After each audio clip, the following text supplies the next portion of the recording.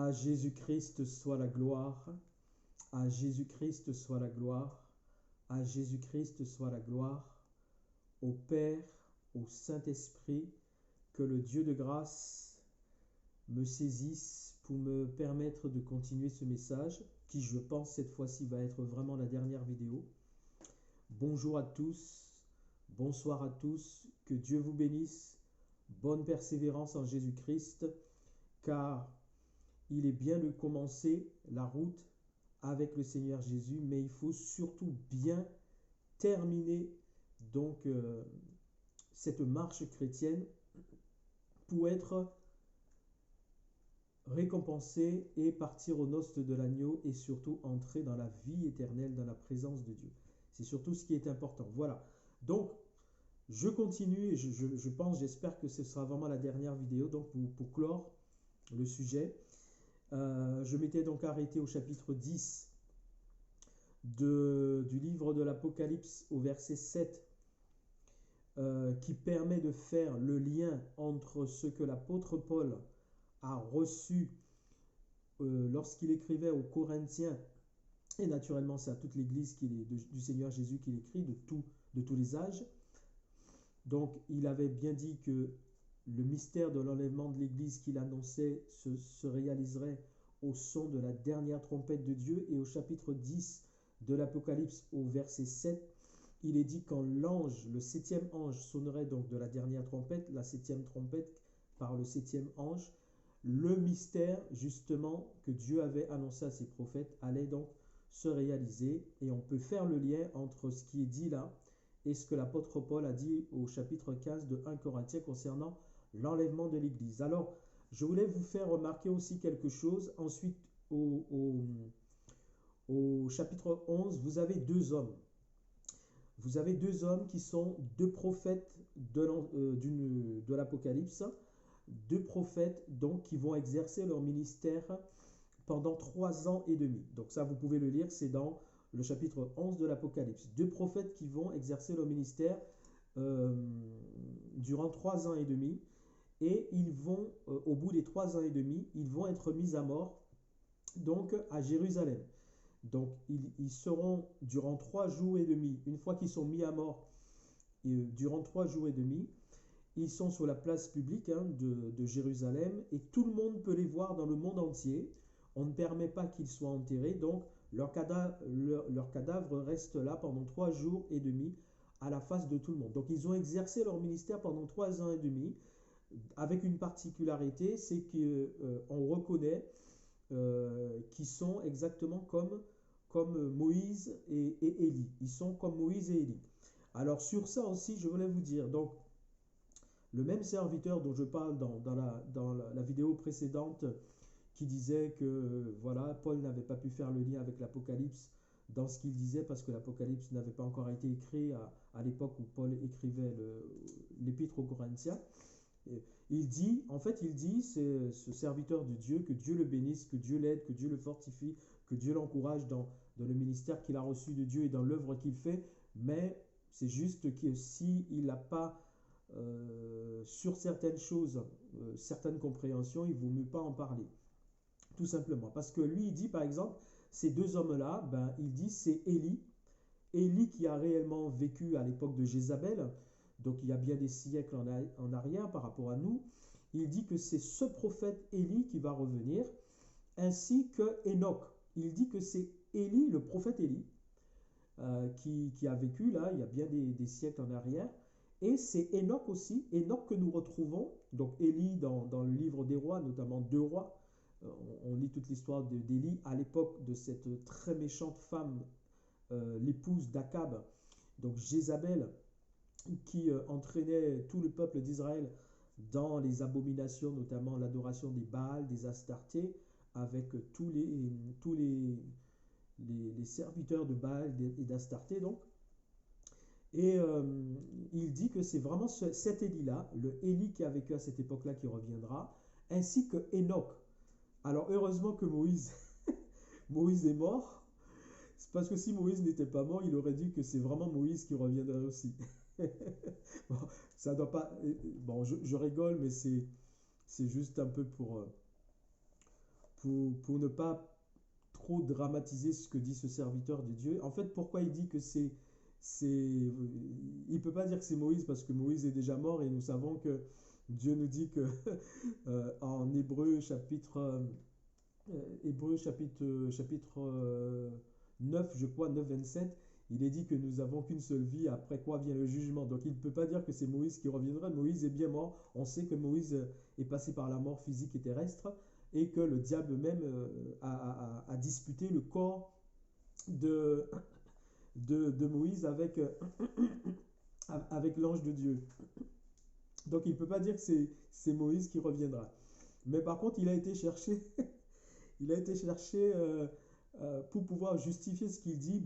Il a trouvé qu'il y avait Enoch aussi. Enoch dont nous lisons l'histoire depuis la Genèse, vous vous rendez compte? Depuis les débuts de l'histoire de l'humanité, quand Dieu nous parle notamment d'Enoch, au chapitre 5 notamment du livre de la Genèse, où Dieu nous dit, voilà, il y avait un homme qui s'appelait Enoch, il était agréable à Dieu, il marchait avec Dieu, et Dieu l'a enlevé. Il n'est pas passé par la mort physique et terrestre. Et nous savons que Élie, le prophète Élie, donc qui a vécu à l'époque de ce roi Akab qui avait pour épouse Jézabel, lui aussi, donc, il a été enlevé. Donc voilà deux hommes qui ne sont pas passés par la mort physique et terrestre. Donc le même serviteur de Dieu dont je parle dans la vidéo précédente, il dit que ce sont ces deux hommes-là qui vont revenir sur la terre, Élie et Enoch. Et il justifie cela parce que justement ces deux hommes-là n'ont pas connu la mort physique et terrestre. Quand ils étaient sur la terre, ils ont été enlevés de leur vivant, ils ont été enlevés directement au ciel. Alors, il y a une première chose, c'est que ces deux hommes qui ont été enlevés au ciel, obligatoirement, ils n'ont pas été dans la présence de Dieu avec le corps de chair et de sang qu'ils avaient quand ils étaient sur la terre. C'est impossible.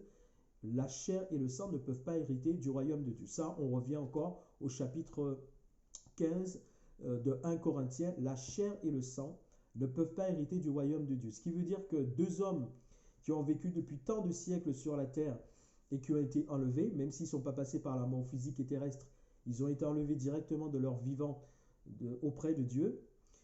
Ils n'ont pas gardé le corps de chair et de sang qu'ils avaient sur la terre, c'est-à-dire ce corps-là que nous avons, nous qui nous permet encore de vivre sur cette terre. Ils n'ont pas gardé ce corps de chair et de sang quand ils sont partis dans le royaume de Dieu. Ils ont obligatoirement reçu un corps céleste, un corps glorieux, parce qu'il est impossible que cette chair et ce sang puissent entrer dans le royaume de Dieu. D'ailleurs, l'un de ces deux hommes, souvenez-vous, on va le retrouver, qui n'est pas passé par la mort physique. On va le retrouver dans ce qui s'appelle la transfiguration, lorsque Jésus emmènera avec lui sur une montagne.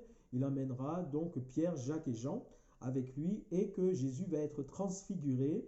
Et à ce moment-là, il y aura deux hommes qui s'entretiendront avec Jésus.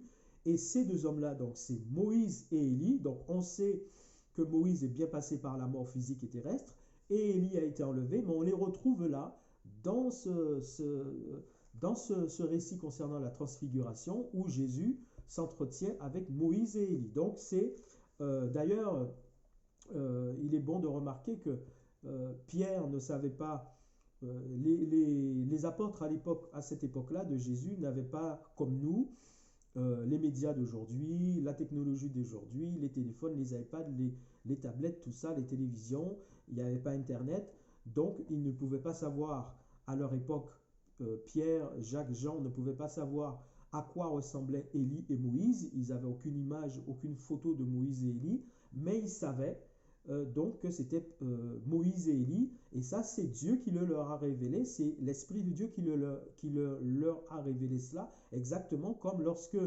Pierre atteste à Jésus, tu es le Fils de Dieu, le Fils du Dieu vivant et vrai. Jésus lui dit, ce n'est pas l'homme, la chair et le sang, ce n'est pas par ton intelligence, ce n'est pas par ta sagesse que tu attestes que je suis le Messie, le Fils du Dieu, mais c'est mon Père qui est dans les cieux qui t'a révélé cela. Donc là c'est pareil, c'est l'Esprit de Dieu, c'est Dieu lui-même qui fait comprendre notamment à Pierre bien que c'est Élie et Moïse qui s'entretiennent avec Jésus sur la montagne, là où Jésus a été transfiguré. Donc nous voyons Moïse qui est déjà décédé Et nous voyons Élie, qui n'est plus de ce monde, mais qui a été enlevé directement dans la présence de Dieu. Donc ces deux hommes-là qui s'entretiennent avec Jésus sur la montagne, la transfiguration, eh bien, ils ne sont plus de ce monde, même si l'un est passé par la mort physique et l'autre n'est pas passé par la mort physique et terrestre, mais ils s'entretiennent avec Jésus et ça fait des siècles qu'ils ont quitté la terre. Donc, ils ne sont pas sous la forme qu'ils ont connue lorsqu'ils étaient vivants sur cette terre. Ils n'avaient pas, en s'entretenant avec Jésus, dans la transfiguration sur la montagne, ils n'avaient pas ce corps de chair et de sang. Ils avaient obligatoirement un corps céleste, un corps glorieux. Ils étaient sous forme donc spirituelle, d'esprit, comme dans les anges du ciel. C'est spirituellement un corps céleste, un corps glorieux. C'est sous cette forme-là que désormais ces deux hommes-là vivent dans la présence de Dieu. Et c'est sous cette forme-là aussi qu'ils étaient là en train de s'entretenir donc avec Jésus sur la montagne lors de la transfiguration. Donc le Élie, alors ça c'est une première chose. Deuxièmement, ce même serviteur de Dieu a dit que Jésus a dit qu'il nous enverrait Élie. Je ne sais pas dans quel passage de la Bible Jésus a dit qu'il nous enverrait Élie. Je ne sais pas, parce qu'à aucun moment, Jésus n'a jamais dit à aucun moment qu'il nous enverrait Élie. Dans le livre de Malachie, le prophète Malachie, il avait une prophétie, donc par le prophète Malachie, une prophétie qui disait que Élie devait venir. Avant que Jésus ne vienne, Élie devait venir. Et donc, les Juifs attendaient Élie avant que le Messie ne puisse paraître, parce que c'est ce que la prophétie de Malachie chapitre 3 dit. Donc, Élie devait venir. Donc, eux, justement, les Juifs, les Israélites, ils attendaient vraiment, ils pensaient que c'était vraiment le prophète Élie qui a vécu à l'époque d'Akab et de Jézabel, dont nous lisons notamment dans le second livre des rois, 2 rois, dont nous lisons l'histoire. Ils pensaient vraiment que c'est cet Élie-là qui devait revenir. Parce que justement, il n'était pas passé par la mort physique et terrestre, qu'il avait été enlevé directement dans le ciel. Donc, ils pensaient vraiment que Élie, le prophète Élie de l'Ancien Testament, devait revenir. Et d'ailleurs, ils font cette question à Jésus. Alors, il y a deux choses. Quand certaines personnes vont poser la question à Jean le Baptiste. Jean le Baptiste, qui sur le plan humain et terrestre, c'était le cousin de Jésus. Il avait 6 mois de différence avec Jésus. Donc, en termes de naissance. Donc, quand certaines personnes vont poser à Jean le Baptiste la question, est-ce qu'il est de tous les noms qu'ils vont lui dire, ils vont lui dire, mais est-ce que tu es le Élie qui devait venir? Jean le Baptiste dit non, il n'est pas Élie qui devait venir. C'est-à-dire, il leur fait comprendre que de la manière dont eux, ils attendaient Élie, en pensant que c'était vraiment le prophète Élie de l'Ancien Testament qui allait revenir en Israël avant que Jésus ne vienne, il leur dit non, je ne suis pas Élie. C'est-à-dire, je ne suis pas le Élie de la manière dont vous le comprenez, la manière dont vous l'attendez, en pensant que c'est le Élie de le prophète qui a vraiment vécu dans l'Ancien Testament, qui a été enlevé, qui n'est pas passé par la mort, et donc c'est pour ça qu'il reviendra. Il leur dit non, je ne suis pas Élie que vous attendez. Je ne suis pas le Élie que vous attendez sous cette forme-là. Je ne suis pas le prophète qui a vécu là dans l'Ancien Testament et qui serait revenu. Mais par contre, quand les disciples de Jésus font la remarque à Jésus concernant le Élie qui avait été dit qui devait revenir, Jésus, lui, qui est le chemin, la vérité et la vie, qui est Dieu sur terre, donc il leur dit clairement, le Élie qui devait venir, c'est Jean le Baptiste. C'est Jean le Baptiste. Et il dit justement que les Juifs, une fois de plus, ne l'ont pas reconnu. Exactement comme lui, le Messie, Jésus le Messie qu'ils attendaient, ils ne l'ont pas reconnu non plus. Et il leur dit clairement que le Élie qui a été annoncé et qu'ils attendent, que le prophète Malachie a annoncé qu'il devait venir avant la venue de Jésus, il leur dit que c'est Jean le Baptiste, le Élie qui devait venir, et ils ne l'ont pas reconnu. Donc le Élie, voilà, c'est une prophétie qui s'est déjà réalisée. Le Élie qu'ils attendaient, eux, ils pensaient que c'était le prophète de l'Ancien Testament qui reviendrait réellement sur la terre, justement parce qu'il n'est pas passé par la mort physique et terrestre. Et Jésus leur dit, le Élie que vous attendiez, c'est Jean le Baptiste. Alors, Jean le Baptiste donc a accompli la prophétie du Élie qui devait venir, parce que cet homme, tout simplement, c'est un autre homme qui est Jean le Baptiste, ce n'est pas le Élie de l'Ancien Testament, mais il a reçu de Dieu l'onction que Dieu avait donnée à Élie, il a reçu la même onction. D'ailleurs, on trouve des similitudes même si lui, Jean le Baptiste, n'a fait aucun miracle. En fait, c'est un prophète qui n'a fait aucun miracle. Mais attention, Jésus dit de lui, concernant les prophètes de l'Ancien Testament, Jésus dit, il n'y a pas de prophète, de plus grand prophète que Jean le Baptiste. Et il dit cela par rapport au rôle que Jean le Baptiste a joué dans le ministère même de Jésus-Christ. Et c'est vrai qu'aucun prophète, que ce soit Moïse, que ce soit Élie de l'Ancien Testament, que ce soit Ézéchiel, Jérémie, quel que soit le prophète qu'on pourrait prendre de l'Ancien Testament, aucun n'a eu le privilège de jouer le rôle extraordinaire que ce prophète-là a joué dans le ministère de Jésus. C'est lui qui devait introduire Jésus auprès du peuple d'Israël. Il est la voix qui crie dans le désert, préparez le chemin du Seigneur. C'est lui qui devait, et donc ça s'est bien réalisé, il est bien apparu avant que Jésus se manifeste en tant que Messie, il est bien apparu avant Jésus, dans le sens où lui s'est manifesté avant Jésus pour préparer le peuple à recevoir le Messie. Donc la prophétie s'est bien réalisée, c'était lui le Élie qui devait venir, et c'est Jésus même qui le dit. Jésus, c'est Dieu, la parole faite chair, le chemin, la vérité et la vie. Il explique à ses disciples que le Élie qu'ils attendaient, c'est Jean le Baptiste. Et en fait, ça nous dit quoi? Ça veut dire que Jean le Baptiste, il avait reçu, qui était un autre homme, qui n'était pas du tout le Élie qui avait vécu avant, mais il avait reçu la même onction spirituelle que Dieu avait mis sur Élie à son époque. C'est la même onction que Jean le Baptiste reçoit. C'est pour ça que vous trouvez notamment au niveau des similitudes entre le Jean le Baptiste de l'Ancien Testament et, le Élie, le prophète Élie de l'Ancien Testament et Jean le Baptiste, vous trouvez des similitudes notamment par rapport aux autorités. On a vu comment le prophète Élie a résisté et s'est manifesté contre les faux prophètes des Baal, des Astartés, contre Akab, contre Jézabel. Donc on voit le caractère que Élie avait, ça venait de l'onction qu'il avait reçue. Et on trouve la même chose au niveau de Jean le Baptiste, qui va dire à Hérode, le tétrarque Hérode Antipas, il dit clairement à Hérode que tu n'as pas le droit d'avoir pour femme Hérodias parce que c'est la femme de ton frère Philippe. Et donc, à cause de ça, il est jeté en prison, Jean le Baptiste, et il finira même par être décapité en prison. On voit c'est la même onction que ces hommes ont pour dénoncer le péché, pour combattre le péché, pour se positionner contre le péché. Ce que le prophète Élie a fait, lui, il a fait plein de miracles, il a vécu à une époque où il avait des miracles à faire dans son ministère.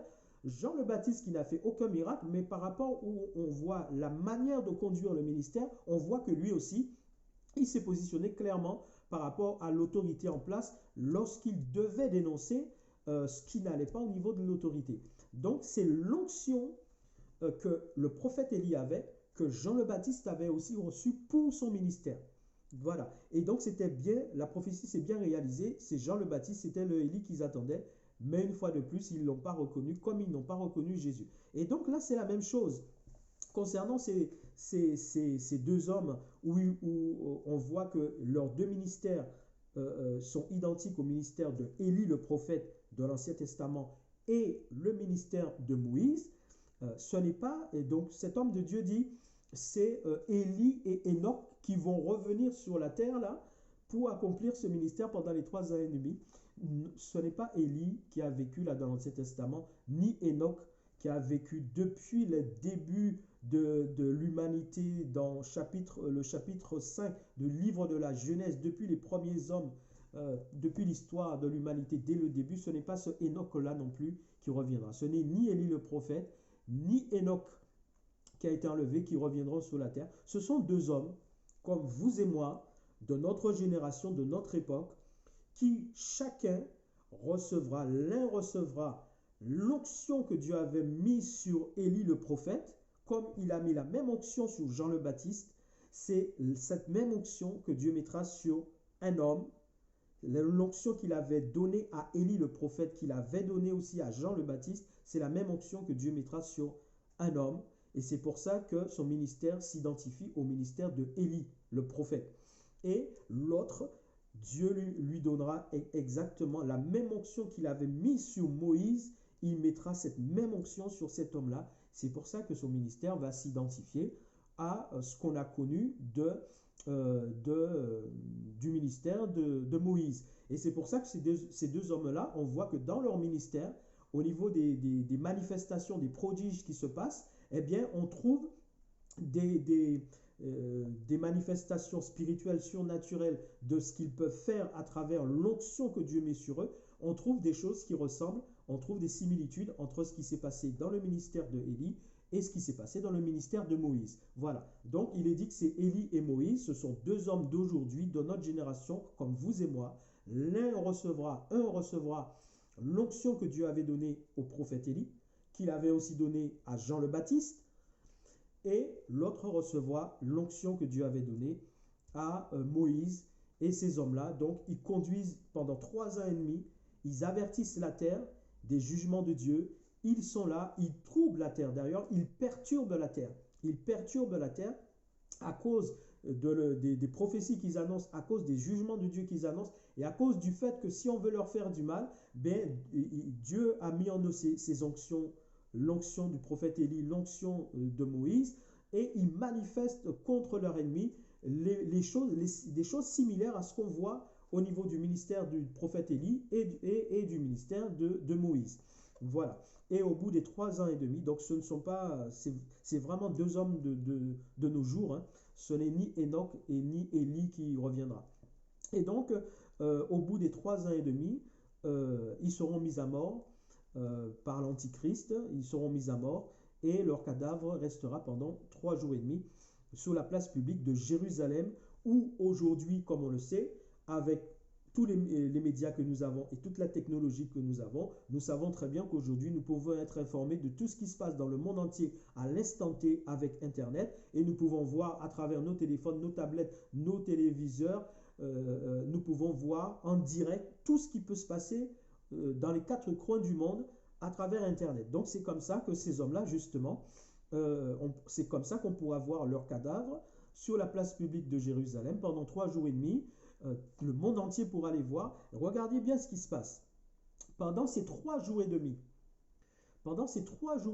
où leur cadavre est là, on ne permet pas qu'ils soient, mais ça c'est Dieu qui veille à ça, on ne permet pas qu'ils soient enterrés et que leur cadavre reste à la vue de tous pendant 3 jours et demi, le monde entier est dans la joie. Parce que ces deux prophètes perturbaient le monde entier. Le monde entier est dans la joie, au point que les gens s'envoient des cadeaux. Vous vous rendez compte? En fait, c'est la fête. C'est la fête dans le monde entier. Les gens sont heureux. Les gens sont contents que ces deux prophètes-là sont morts, parce que ces prophètes-là perturbaient le monde, parce qu'ils annonçaient les jugements de Dieu. On essayait de les tuer, on n'arrivait pas. Ils faisaient des prodiges, des miracles qui détruisaient leurs ennemis. Et en fait, là maintenant, on a réussi à les tuer. Eh bien, le monde entier est dans la joie. Le monde entier est en train de fêter. Les gens s'envoient des cadeaux. C'est la fête, c'est la joie. Vous voyez? Et souvenez-vous d'une chose. Quand les hommes diront paix et sûreté, on vient de voir que là, dans le chapitre 10, le verset 7, il est dit au son de la dernière trompette. Le mystère qui a été annoncé concernant l'enlèvement de l'Église va se réaliser. On voit que ces deux hommes-là meurent au bout des 3 ans et demi. Il reste 3 jours et demi à la face de tous sur la place de Jérusalem. Le monde entier est dans la joie, en train de se réjouir de la mort de ces deux hommes qui perturbaient le monde. Et regardez ce qui se passe. Au bout des 3 jours et demi, l'Esprit de Dieu entre en eux, ils ressuscitent. Et là, c'est la panique totale. Là, maintenant, c'est la panique quand les gens les voient. Mais avant qu'ils ne ressuscitent pendant 3 jours et demi, c'est la fête dans le monde entier. Le monde est en fête. Le monde est en liesse. Les gens s'envoient des cadeaux. Les gens sont heureux. Et Dieu dit, quand les hommes diront paix et sûreté, paix et sûreté, une ruine soudaine donc s'abattra sur eux. 3 jours, au bout des 3 jours et demi, l'Esprit de Dieu entre en eux, ils se mettent debout sur leurs pieds et ils sont enlevés. Il leur est dit montez et ils montent dans les airs. Ils montent sur les nuées. Et comme je vous ai dit, dans la chronologie des événements, il ne faut jamais lire les choses en disant je lis le chapitre 10, voici ce qui se passe, et ensuite le chapitre 11, voici ce qui va se passer, et ensuite le chapitre 12, voici ce qui va se passer, et ensuite le chapitre 13. Non, c'est pas comme ça. Il y a des événements qui peuvent se passer au même moment. C'est pas parce que nous on le lit dans le chapitre 10 de quoi qu'ensuite le chapitre 11 ça se passe après et ensuite le chapitre 14 ça se passe. Non, pas forcément. La trompette sonne, c'est l'enlèvement de l'Église à la 7e et dernière trompette. Et ces deux hommes-là, et d'ailleurs le serviteur de Dieu dont je parle là, c'est la même chose. Il dit que ces deux prophètes-là vont exercer leur ministère dans la deuxième partie des 7 ans, c'est-à-dire la deuxième partie, c'est-à-dire les 3 ans et demi, mais après, c'est-à-dire la deuxième partie. C'est faux. C'est faux ce qu'il raconte là. Ces deux hommes-là, ils exercent justement leur ministère dans la première partie. Dans les 3 ans et demi qui constituent la première partie des 7 ans de la dernière semaine prophétique de Daniel. C'est dans la première partie qu'ils exercent leur ministère. C'est dans les premiers 3 ans et demi qu'ils exercent le ministère. Et ces 3 ans et demi, ils sont mis à mort, 3 jours et demi, ils sont à la face de tout le monde. Tout le monde peut les voir dans le monde entier à travers tous les médias que nous avons aujourd'hui et tous les appareils qui nous permettent de voir tout ce qui se passe dans le monde aujourd'hui. On peut les voir, on voit leurs cadavres. Tout le monde regarde ça en direct. Les télés, vous pouvez croire que les téléphones ne sont pas éteints du tout. Pendant 3 jours et demi, tout le monde les regarde là, leurs cadavres à la face de toute la terre. Mais au bout des 3 jours et demi, la vie de Dieu entre en eux. Ils ressuscitent, ils sont debout et ils partent dans le ciel. Et on a vu que c'est là aussi qu'il y a l'enlèvement de l'Église. C'est là aussi qu'il y a l'enlèvement de l'Église. Et après donc on arrive au chapitre 12, on arrive au chapitre 13. C'est là qu'on nous parle de l'Antichrist et du faux prophète. Au chapitre 14, là encore, on retrouve les 144 000, mais maintenant, ils ne sont plus sur la terre, ils sont sur la montagne de Sion. Et cette montagne de Sion dont il est question, la montagne de Sion existe réellement physiquement sur la terre, c'est en Israël et c'est à Jérusalem. Mais elle existe aussi spirituellement concernant la nouvelle Jérusalem, la Jérusalem céleste qui descend des cieux sur la nouvelle terre et les nouveaux cieux. Donc, il y a aussi la nouvelle Jérusalem avec la Sion céleste aussi.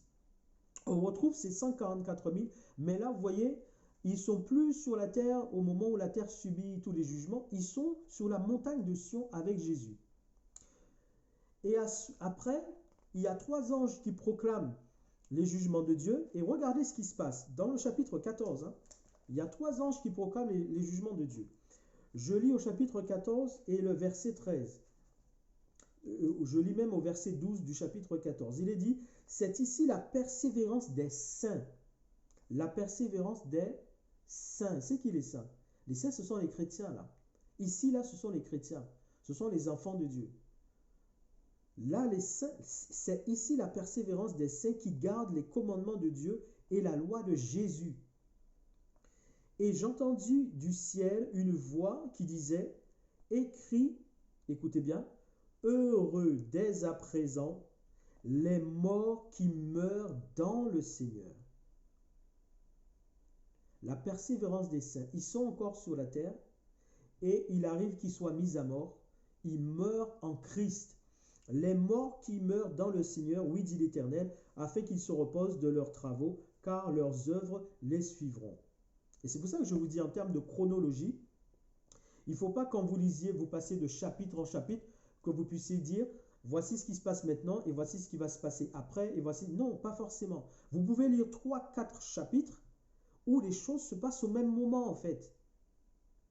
C'est ça, là il faut vraiment faire attention. On peut lire 3-4 chapitres en fait où les événements se passent au même moment. Les événements ne se passent pas forcément les uns après les autres. Vous pouvez avoir 4 chapitres qui parlent de différents événements, mais il ne faut pas croire qu'ils se déroulent les uns après les autres. Ils se déroulent au même moment. Ces deux hommes, ces deux prophètes identifiés à Élie, Moïse, parce qu'ils reçoivent l'onction que Moïse avait reçue et que Élie avait reçue pour leur ministère, ils exercent le ministère pendant 3 ans et demi et ils exercent ce ministère dans la première moitié de la semaine prophétique de Daniel. C'est les premières 3 ans et demi. C'est là qu'ils exercent leur ministère. L'Église est enlevée là aussi pendant ces 3 ans et demi, pendant cette première moitié de la semaine prophétique de Daniel. Et c'est là aussi qu'on voit l'Antichrist et le faux prophète. Et on voit encore au chapitre 14 qu'il y a encore les saints qui continuent à mourir. Ils continuent à mourir pourquoi? Parce qu'ils sont sur la terre. Ils continuent à mourir parce qu'ils font encore l'œuvre de Dieu. Ils annoncent encore Dieu, la bonne nouvelle. Il y a 3 anges qui proclament aussi les jugements de Dieu. Et on voit qu'il y a encore des saints qui meurent. Et il est dit, heureux ceux qui dès à présent meurent dans le Seigneur Jésus. Ça, c'est important. Et après, regardez.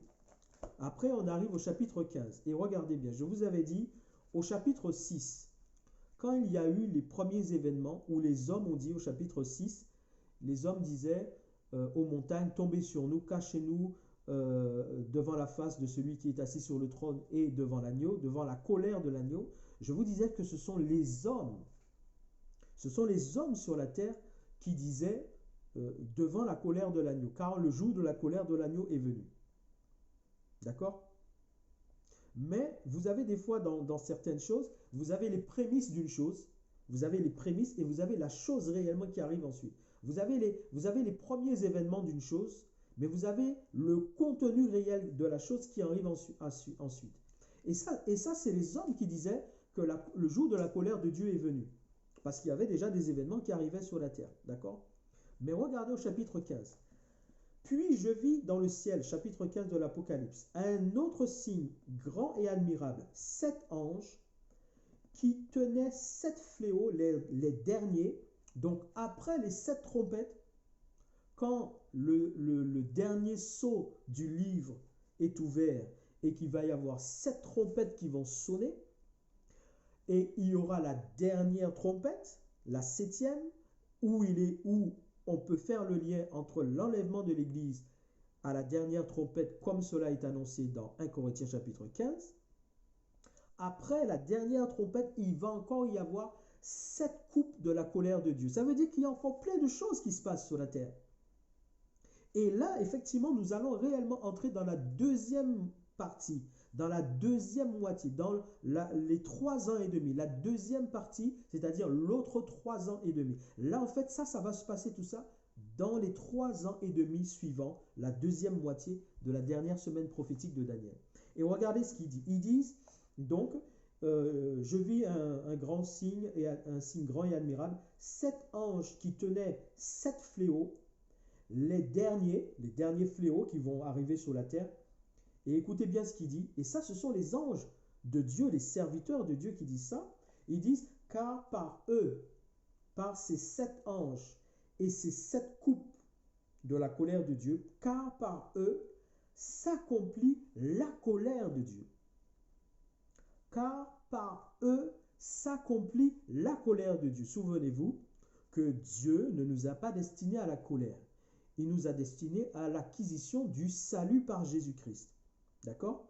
Donc nous ne sommes pas destinés à vivre ça, ces choses-là, la colère de Dieu. Il dit bien que par eux, par ces anges-là, qui vont verser les 7 coupes de la colère de Dieu sur la terre, c'est par eux que s'accomplit la colère de Dieu.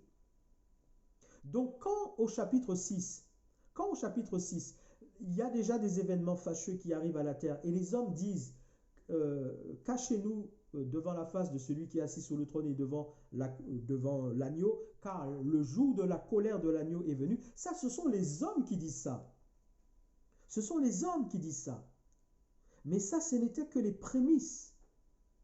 Mais la véritable colère dans toute sa puissance de Dieu qui arrive, c'est là que ça arrive, au chapitre 15, il dit « Car par eux s'accomplit la colère de Dieu ». Et là, c'est Dieu même qui déclare ça. Par les anges qui servent Dieu, là, ces anges-là attestent là que là, c'est la colère de Dieu qui s'accomplit maintenant. Donc, ce qui s'est passé avant, ce n'était que des prémices.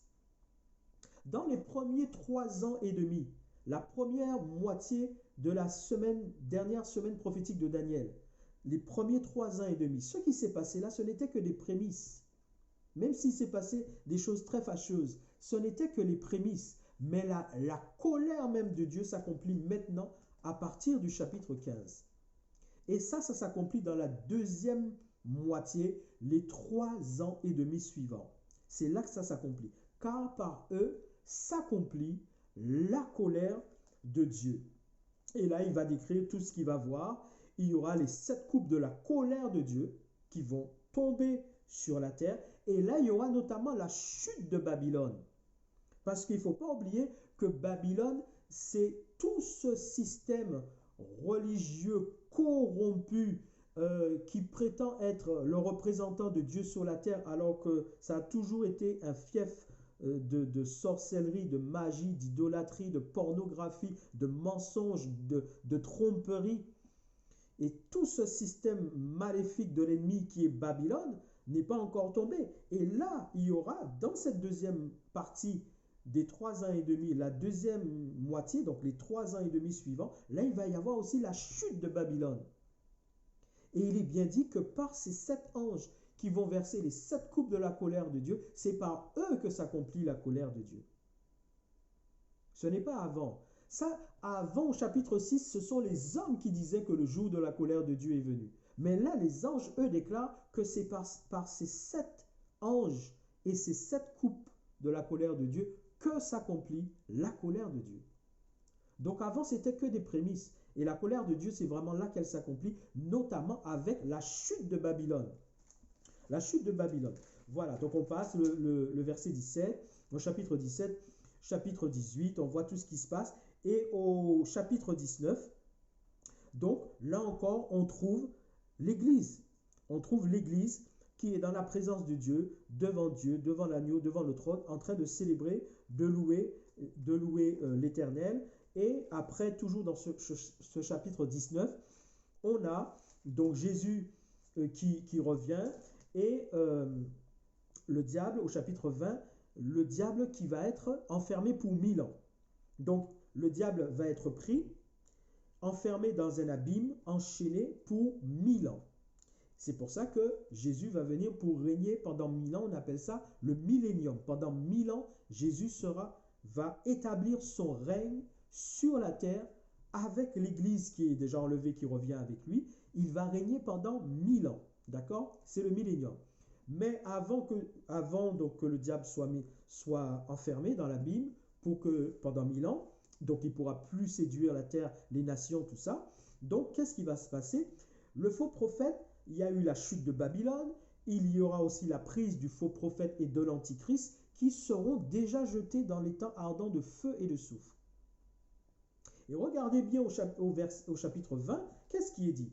Quand le diable est enfermé pour 1000 ans, il est dit « Et je vis des trônes, et à ceux qui s'y assirent fut donné le pouvoir de juger, et je vis les âmes, souvenez-vous, je vis les âmes de ceux qui avaient été décapités à cause du témoignage de Jésus. » Si vous vous rappelez bien, à l'ouverture du 5e sceau, on avait vu les âmes sous l'autel de Dieu, les âmes de ceux qui avaient perdu la vie, décapités, immolés, tout ce qu'on veut, à cause de leur témoignage de la parole de Dieu. Et là, on les retrouve là. C'est pas seulement c'est eux, mais aussi tous les autres, comme on l'a lu tout à l'heure, heureux dès à présent ceux qui meurent en Christ. Donc, je vis les âmes de ceux qui avaient été décapités à cause du témoignage de Jésus et à cause de la parole de Dieu. Et écoutez bien, et de ceux qui n'avaient pas adoré la bête ni son image et qui n'avaient pas reçu la marque sur leur front ni sur leurs mains. Parce qu'il y a le 666, souvenez-vous. Dans tout ce qui va se passer, à un moment donné, dans la trilogie du diable, avec l'antichrist, le faux prophète et le diable, pour que les gens puissent vivre dans la société, à ce moment-là, c'est-à-dire pouvoir avoir un travail, aller au travail, en ayant un travail, pouvoir avoir un logement, un salaire, et pouvoir aller faire leurs courses ou alors créer leur entreprise, vendre et acheter. Il faudra que les gens acceptent le 666, la marque de la bête. Du moment où quelqu'un accepte cette marque-là, c'est fini, elle s'est condamnée éternellement. Elle ne pourra plus être sauvée. D'accord? Regardez bien. Regardez bien. Donc, il voit maintenant ceux qui ont été décapités, ceux qui ont été immolés, tous ceux qu'on a tués parce qu'ils ont rendu témoignage à Jésus, ils sont restés fidèles à Jésus. Et regardez, hein, ceux qui n'avaient pas adoré la bête ni son image et qui n'avaient pas reçu la marque sur le front ni sur la main. Il parle bien donc de cette époque-là. Donc, s'ils n'avaient pas reçu cette marque, c'est parce que à l'époque où on disait aux gens d'accepter cette marque-là si vous voulez continuer à vivre normalement dans la société, ils étaient sur la terre. Ils n'étaient pas encore enlevés. Ils étaient sur la terre, ils ont vécu ça. N'est-ce pas? Et regardez ce qu'il est dit. Donc, toutes ces personnes qui étaient sur la terre à l'époque où on disait aux gens d'accepter le 666 et qui n'ont pas accepté, regardez ce qu'il est dit. Ils revinrent donc à la vie. Ils revinrent à la vie et ils régnèrent avec Christ pendant 1000 ans. D'accord? Les autres morts ne revinrent point à la vie jusqu'à ce que les 1000 ans soient accomplis. C'est la première résurrection. Heureux et saints ceux qui ont part à la première résurrection. La seconde mort n'a point de pouvoir sur eux, mais ils seront sacrificateurs de Dieu et de Christ et ils régneront avec lui pendant 1000 ans. Vous voyez, ceux qui ont part à la première résurrection, il n'y a que 2 résurrections, il n'y en a pas plusieurs. En termes de pour l'humanité, on parle, hein, pour l'humanité, il n'y a que 2 résurrections. Il n'y en a pas 3, 4, 5. Quelqu'un peut mourir là et Dieu le ressuscite. Mais en termes de résurrection qui concerne tout le monde, il n'y en a que 2. Il y a la première avec l'enlèvement de l'Église et la transformation de ceux qui seront encore vivants, faisant partie de l'Église, qui seront transformés. Et après, il y a la deuxième résurrection où toute personne qui n'est pas ressuscitée, qui n'est pas partie dans le ciel, n'étant pas à l'Église, n'étant pas partie aux noces de l'agneau, là, tous ressuscitent depuis que le monde existe et que les hommes existent sur cette terre. Parce que eux, ils vont passer en jugement devant Dieu. La deuxième résurrection. Mais ceux qui ont part à la première résurrection, eux, ils sont sauvés, ils ne passent pas en jugement. Même si leur vie spirituelle va être évaluée, ce n'est pas pour juger leur vie concernant leur salut. C'est juste pour juger la qualité de leur vie spirituelle. Ils auront soit des récompenses ou ils n'auront aucune récompense, mais ils sont sauvés. Ceux qui ont part à la première résurrection. Par contre, ceux qui vont ressusciter ensuite, la deuxième résurrection obligatoire pour tous ceux qui n'ont pas eu part à la première résurrection, eux, ils passent en jugement. Et ceux-là, c'est là ils partent pour l'éternité dans la perdition éternelle. Bon, donc, vous voyez, donc tous ceux qui avaient été décapités, immolés, parce qu'ils étaient serviteurs de Dieu, ils avaient tenu bon, ils n'avaient pas renié Jésus, même jusqu'à mourir, perdre la vie sur la terre, ils n'ont pas renié Dieu. Et ceux non plus qui n'ont pas accepté la marque de la bête, ça veut dire quoi? Qu'ils ont vécu à l'époque où on obligeait les gens pour qu'ils vivent normalement dans la société, s'ils voulaient manger, boire, acheter, vendre, on les obligeait à accepter le 666. Donc ils ont bien vécu à cette époque-là. Parce qu'ils disent ceux qui n'avaient pas reçu la marque sur le front et sur la main, qui n'avaient pas adoré la bête, son image, et qui n'avaient pas reçu la marque de la bête sur le front ou sur le main. Donc, pour ne pas avoir adoré la bête et son image, et ne pas avoir accepté la marque sur leur front ou sur leurs mains, c'est parce qu'ils ont vécu à l'époque où ça se faisait. Et ça se faisait quand? Ça se faisait pendant la première moitié de 3 ans et demi. La première moitié de cette semaine de 7 ans, la première moitié des 3 ans et demi. C'est pour ça qu'il y a ces deux prophètes, qui ont la même onction qu'avaient Élie et Moïse. Il y a ces deux prophètes pendant ces 3 ans et demi qui, sur la terre, sont en train d'annoncer les jugements de Dieu pendant ces 3 ans et demi. Et il y a aussi les 3 anges qui annoncent les jugements de Dieu. Parce que c'est pendant aussi cette période qu'on va vouloir imposer aux gens à accepter la marque de la bête, le 666, pour continuer à vivre normalement dans la société. Et on voit bien, ils n'ont pas accepté cette marque parce qu'ils étaient encore là sur la terre. Et ils étaient là. Et ils ressuscitent pour régner avec Christ pendant 1000 ans. Et d'ailleurs, si on lit ça comme ça, nous sommes au chapitre 20, n'est-ce pas, de l'Apocalypse. Après, il n'y a que 2 autres chapitres, le 21 et le 22, qui nous parlent là maintenant de la gloire de Dieu, de la nouvelle Jérusalem, la nouvelle terre, les nouveaux cieux, le règne de Dieu, le royaume de Dieu. Donc là, tout est fait maintenant. Dieu, c'est l'éternité pour ceux qui sont sauvés. Mais si nous sommes au chapitre 20, donc si on lit les choses concernant la chronologie, si on lit les choses en pensant que les choses se passent les unes après les autres, on arrive au chapitre 20, donc on pourrait dire dans la réalité, mais en fait, ils ont passé toute la grande tribulation, puisque c'est à la fin de la grande tribulation qu'ils vont ressusciter. Si on le prend comme ça, on dirait, en fait, ils passent toute la grande tribulation, puisqu'ils ne ressuscitent qu'à la fin de la grande tribulation, quand le diable est enfermé pour 1000 ans, et c'est là qu'ils vont ressusciter. Mais en fait, dans la réalité, c'est pas comme ça qu'il faut le comprendre. C'est pas comme ça qu'il faut le comprendre dans la réalité. Il faut faire très attention concernant la chronologie des événements. D'accord? Mais on voit bien qu'ils ont connu cette époque où sur la terre, on imposait aux gens de prendre le 666 pour manger et pour boire, pour vendre et pour acheter. D'accord? Donc, en résumé, là j'ai vraiment fini, je m'arrête là. En résumé, 1 Corinthiens chapitre 15, l'apôtre Paul qui a la révélation du Saint-Esprit nous donne la précision, le Saint-Esprit nous donne la précision par le ministère de l'apôtre Paul, que l'enlèvement de l'Église est un mystère et que ce mystère aura lieu au son de la dernière trompette. Il y a un archange qui sonnera de la trompette. Ce sera la dernière trompette. C'est là qu'aura lieu ce mystère de l'enlèvement de l'Église.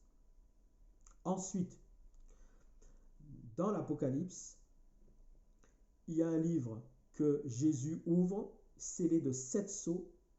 Les 6 premiers sceaux sont ouverts. Au 7e sceau, il y a 7 trompettes qui vont sonner.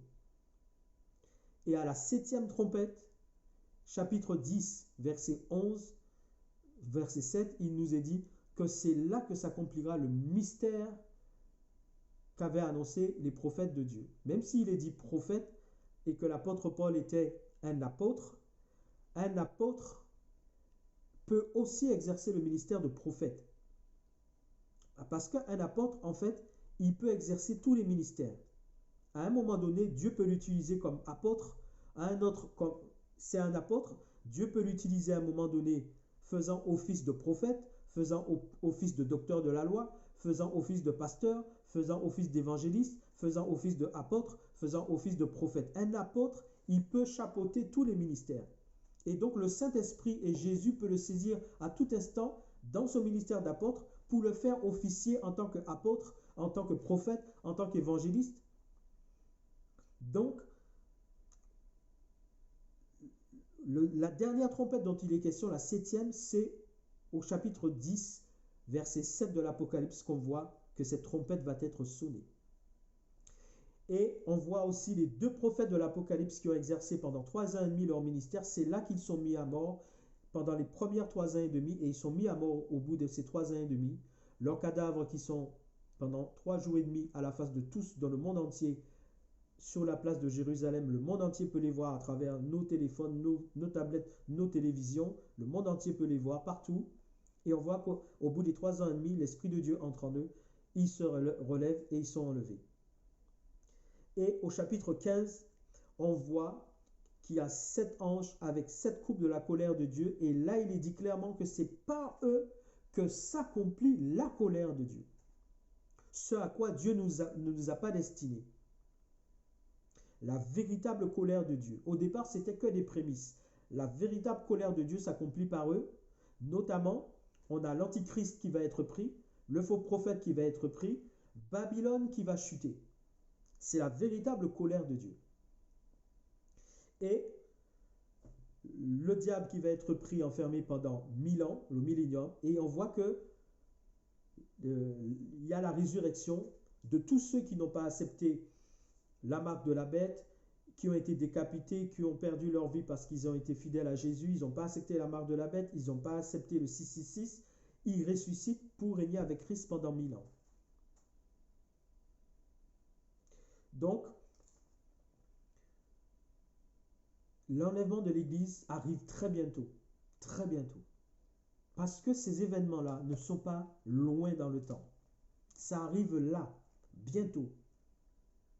Bientôt, cet impie fera son apparition. Quand il fait son apparition, le compte à rebours commence pour l'enlèvement de l'Église. Et maintenant, ce n'est plus le temps de se préparer. Non. Quand vous devez partir en voyage, vous vous préparez. Mais à un moment donné arrivera le voyage. Ce n'est pas quand le moment du voyage arrivera que vous allez vous préparer. Vous vous êtes préparé avant. Mais quand le moment du voyage arrive, vous êtes obligatoirement prêt et vous prenez part au voyage. Si c'est par avion, vous êtes dans l'avion. Si c'est par bateau, par voiture, par train, vous êtes dans le système de véhicule par lequel vous devez voyager. Donc, vous êtes préparé, mais à un moment donné, il fallait bien que vous soyez prêt pour prendre part au voyage. C'est la même chose qui arrive maintenant. Nous ne sommes plus dans le temps où nous devons nous préparer. Nous sommes dans le temps où nous devons être prêts. C'est différent. Nous ne sommes plus dans le temps où nous devons nous préparer. Nous sommes dans le temps où nous devons être prêts. Parce que quand ça va arriver, seuls ceux qui sont prêts vont pouvoir tenir bon. Le temps que l'Église soit enlevée. Ceux qui ne seront pas prêts ne vont pas se préparer. Il faut être prêt dès maintenant. Dès maintenant qu'il faut être prêt. Et je voulais vous dire, c'est très important. Très important. Retenez bien. Ceux qui sauvent quelqu'un, vraiment, ceux qui sauvent une personne. On va déjà dire ceux qui ne sauvent pas quelqu'un. Ceux qui ne sauvent pas quelqu'un. Ce n'est pas le fait que la personne soit assidue et régulière dans sa communauté chrétienne. Ça ne sauve personne. Ce n'est pas le fait qu'on puisse vous voir dans toutes les réunions de l'Église. Ça ne vous sauvera pas. Ce n'est pas le fait que vous soyez au service dans votre communauté. Ça ne vous sauvera pas. Ce n'est pas le fait que vous donnez beaucoup d'argent à votre communauté. Ça ne vous sauvera pas. Ce n'est pas le fait que vous êtes pasteur, évangéliste, apôtre, docteur de la loi. Ça ne vous sauvera pas. Ce n'est pas le fait que vous soyez ancien, diacre dans votre communauté. Ça ne vous sauvera pas. Ce n'est pas ça qui sauve quelqu'un. Il y a nombre de personnes qui auront été régulièrement dans les réunions de leur église pendant des années et qui ne seront pas sauvés. Vous savez, Dieu est bon. Dieu est saint. Dieu est juste. Dieu est parfait. Dieu est excellent. Il nous a aussi dit que c'est au prix de beaucoup de tribulations que nous devrions entrer dans le royaume de Dieu. Ça veut dire que dans la vie terrestre que nous connaissons, on peut être sujet à beaucoup de souffrances. D'ailleurs, il y a un verset qui dit que le juste, il ne parle pas de l'injuste, il dit le juste tombe 7 fois et il se relève. Et que tous ceux qui veulent vivre pieusement en Jésus-Christ seront persécutés. La vie chrétienne est faite de souffrances. Elle est faite de grandes victoires. Elle est faite de la puissance de Dieu. Elle est faite de l'autorité de Jésus. C'est vrai. Mais elle est aussi faite de souffrances et d'épreuves. Ce n'est pas le fait d'être régulier à toutes les réunions de votre église qui vous sauvera. Ce n'est pas le fait d'être dans un service au sein de votre communauté qui vous sauvera. Ce n'est pas le fait d'avoir un titre au sein de votre communauté qui vous sauvera. Ce n'est pas le fait de donner beaucoup d'argent à votre communauté qui vous sauvera. Et permettez-moi de dire que dans les communautés chrétiennes, il y a aussi beaucoup d'hypocrisie. Il y a de l'hypocrisie, il y a de la méchanceté, il y a de la médisance, il y a de la calomnie, il y a de la fausseté, il y a des mensonges, il y a des faux semblants. Et vous trouvez des personnes qui sont régulières dans les églises, qui prennent la Sainte Seine et tout, mais qui sont calomnieuses, médisantes, ayant dans leur cœur la méchanceté et le mal. Vous en avez qui sont toujours suspendus au téléphone disant du mal des uns et des autres, ou même qui calomnient les autres. Calomnier, c'est quoi? Ça veut dire que vous inventez des choses qui sont fausses, et vous allez dire sur quelqu'un que la personne a fait ci ou la personne a fait ça, alors que c'est faux. Il y a même des gens, on dirait qu'ils connaissent votre vie mieux que vous. C'est eux-mêmes qui peuvent raconter votre vie mieux que vous-même. C'est-à-dire que vous-même, il y a des choses, on vous dit que vous avez fait ça ou vous avez dit ça, vous n'êtes même pas au courant. C'est votre vie. Vous-même, vous n'êtes pas au courant. Mais il y a des gens qui vont dire vous avez fait ci ou vous avez fait ça. Des calomniateurs. Et qui sont dans les églises, qui prennent la Sainte Seine, qui sont même au service. Ils peuvent être anciens, ils peuvent être diacres, ils peuvent être pasteurs, ils peuvent être évangélistes, ils peuvent ne pas avoir de titre. Mais ils sont réguliers dans les réunions d'église, on les voit, frère un tel, sœur un tel, alors que ce sont des calomniateurs et des médisants. Et dans leur cœur se cache des fois le mal, les ténèbres. Il n'y a personne qui entrera dans le royaume de Dieu, personne qui entrera dans le royaume de Dieu si vous êtes faux, si vous mentez, si vous trompez, si vous mettez en place toutes sortes de stratégies pour faire du mal à votre prochain ou pour vous avantager dans quelque chose, vous mettez en place des stratagèmes, des stratégies pour chercher vos intérêts dans telle ou telle chose qui se passe dans l'église. Vous mentez, vous trompez, vous êtes toujours en train de dire du mal des gens. Vous n'aurez pas votre place dans le royaume de Dieu. Tandis qu'il est encore temps, tandis que nous, et je me parle à moi-même, parce que le but n'est pas de venir pointer le doigt sur les gens. Le but, c'est, moi premièrement, chacun doit connaître où est-ce qu'il en est avec Dieu. Donc ça me concerne aussi, à savoir moi aussi où est-ce que j'en suis dans ma vie chrétienne, comment ça se passe. Est-ce que là je fais bien? Est-ce que là je ne fais pas bien? Est-ce que là Dieu est content? Est-ce que c'est comme ça que Dieu veut que je fasse? Ça me concerne aussi moi. D'accord? Donc je voulais vous dire, tant que nous avons encore le souffle de vie en nous, tant que nous avons encore le souffle de vie, corrigeons dans notre vie chrétienne ce qui ne va pas. Corrigeons, repentons-nous, regardons ce qui ne va pas, réglons ce qui doit être réglé. Et vous avez des gens, par exemple, qui ne pardonnent pas, ils sont aigris, ils sont en colère, ils ne pardonnent pas. Il n'y a personne, je vous le dis, il n'y a personne qui, refusant de pardonner, entrera dans le royaume de Dieu. Et vous en avez dans les églises chrétiennes. Ils ne pardonnent pas. Ils refusent, ils ont la colère, l'aigreur dans leur cœur. Ça les ronge, ça les mange. Vous n'aurez pas votre place dans le royaume du Seigneur Jésus si vous gardez la haine, la colère, la rancœur dans votre cœur. Celui qui ne pardonne pas comme Dieu même nous pardonne nos offenses dans la prière, chapitre 6 de Matthieu, pardonne-nous nos offenses comme nous aussi nous pardonnons à ceux qui nous ont offensés. Si vous ne pardonnez pas, vous n'entrerez pas dans le royaume de Dieu. Si vous êtes toujours en train de dire du mal des gens, vous n'entrerez pas dans le royaume de Dieu. Si vous êtes faux, si vous êtes trompeur, manipulateur, vous cherchez vos propres intérêts.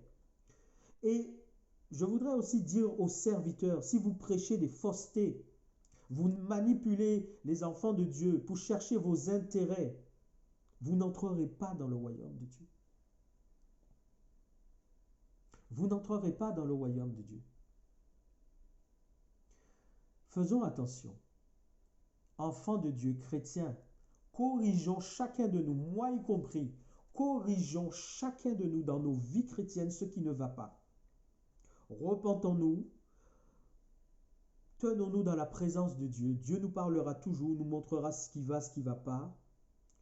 Et corrigeons les choses sur lesquelles Dieu pointe le doigt dans nos vies chrétiennes, pour nous assurer que notre place sera gardée dans le royaume du Seigneur Jésus. Mais ne pensez pas que même si vous êtes régulier dans une communauté chrétienne, même si on vous voit dans toutes les réunions, même si vous apportez beaucoup d'argent, même si vous êtes dans un service quel qu'il soit, ou que vous ayez un titre quel qu'il soit, mais alors dans votre cœur il y a la méchanceté, il y a la médisance, il y a la calomnie, il y a la fausseté, il y a la tromperie, ne pensez pas que vous entrerez dans le royaume de Dieu. Que Dieu vous bénisse, que Dieu nous bénisse. Corrigeons chacun de nous dans notre vie chrétienne ce qui ne va pas, pour être sûr que notre place est assurée et gardée dans le royaume du Seigneur Jésus. Et je mets en garde les gens, il y a beaucoup de personnes qui ne pardonnent pas. Faites attention, celui qui ne pardonne pas se condamne lui-même. Moi, des gens, écoutez, je ne vous raconte pas ma vie, vous ne savez pas ce que je vis, mais il y a des gens qui se sont levés contre moi. En fait, le monde des ténèbres s'est levé contre moi et utilise des gens contre moi. Il y a des gens qui ont fait preuve de méchanceté contre moi. Eh bien, je les pardonne parce que je ne veux pas perdre mon salut. Je pardonne à toutes ces personnes et je prie pour ces personnes-là. Parce que c'est ce que Dieu me demande de faire. Il nous dit, ne maudissez pas, pardonnez, bénissez. Il dit, à moi la vengeance, à moi la rétribution. C'est lui qui sait comment il rétribuera chacun. Mais nous-mêmes, nous ne devons pas nous venger et faire le mal. Nous devons, et là où nous avons commis des erreurs, parce que nous aussi nous commettons, moi aussi j'en ai commis, moi aussi j'en commets.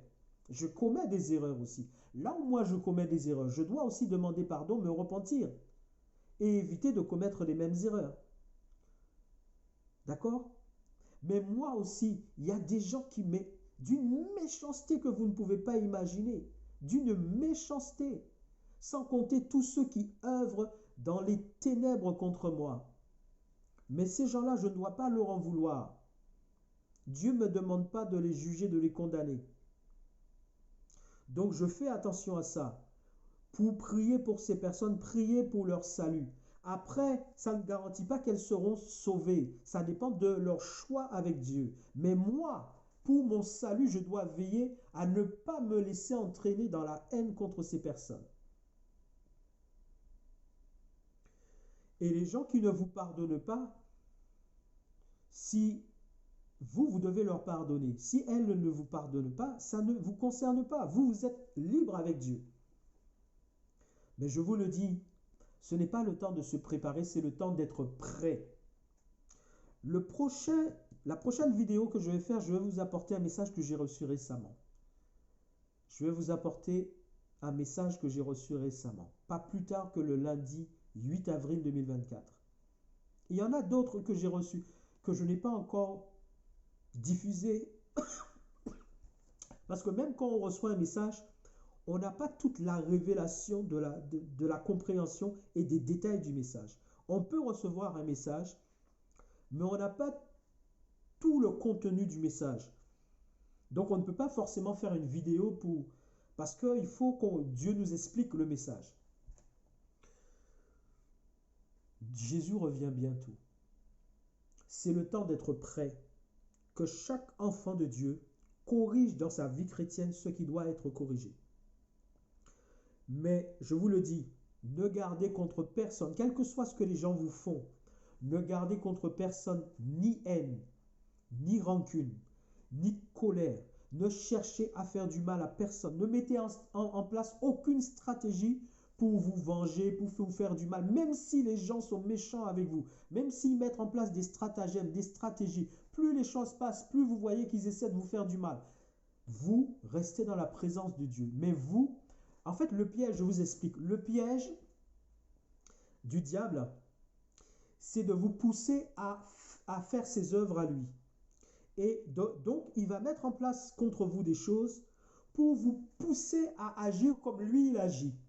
Et c'est ça le piège. Or, Dieu nous dit de lui résister et il fuira loin de nous si nous lui résistons. Résister, c'est comment? C'est justement ne pas faire ce à quoi il s'attendait, ce à quoi il s'attendait à ce que nous fassions. Il fait des choses contre vous pour que vous puissiez agir comme lui il veut, comme lui il agit. Et le piège, c'est que si vous ne veillez pas, vous allez agir comme il attend. Donc la colère, vous allez dire des choses qui ne sont pas bien, vous allez agir par colère, vous allez peut-être même faire des actions que vous ne devriez pas. Et ça, c'est ça le piège. Mais si vous restez dans la présence de Dieu